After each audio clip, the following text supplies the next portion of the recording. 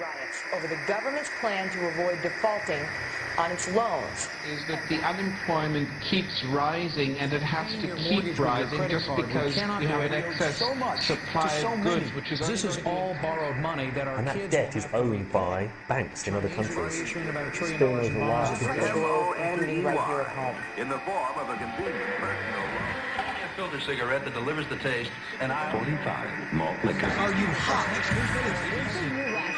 Quite some time ago, by a psychologist, America is sponsoring I first learned it from my grandmother. Now, my grandmother was a wonderful person. She taught me how to play the game Monopoly. She understood that the name of the game is to acquire. She would accumulate everything she could, and eventually she became the master of the board. And then she would always say the same thing to me. She'd look at me and she'd say, "One day, you'll learn to play the game."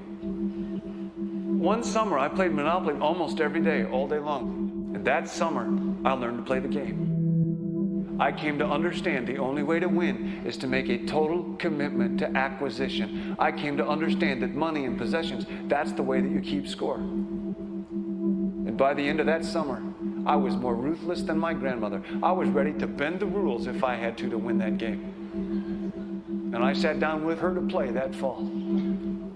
I took everything she had. I watched her give her last dollar and quit in utter defeat. And then she had one more thing to teach me. Then she said, "Now it all goes back in the box." All those houses and hotels, all the railroads and utility companies, all that property and all that wonderful money. Now it all goes back in the box. None of it was really yours.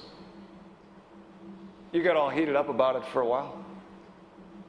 But it was around a long time before you sat down at the board. And it will be here after you're gone. Players come and players go. Houses and cars, titles and clothes, even your body. Because the fact is that everything I clutch and consume and hoard is going to go back in the box, and I'm going to lose it all. You have to ask yourself, when you finally get the ultimate promotion, when you've made the ultimate purchase, when you buy the ultimate home, when you have stored up financial security and climbed the ladder of success to the highest rung you can possibly climb it, and the thrill wears off, and it will wear off, then what? How far do you have to walk down that road before you see where it leads? Surely you understand, it'll never be enough. So you have to ask yourself the question, what matters?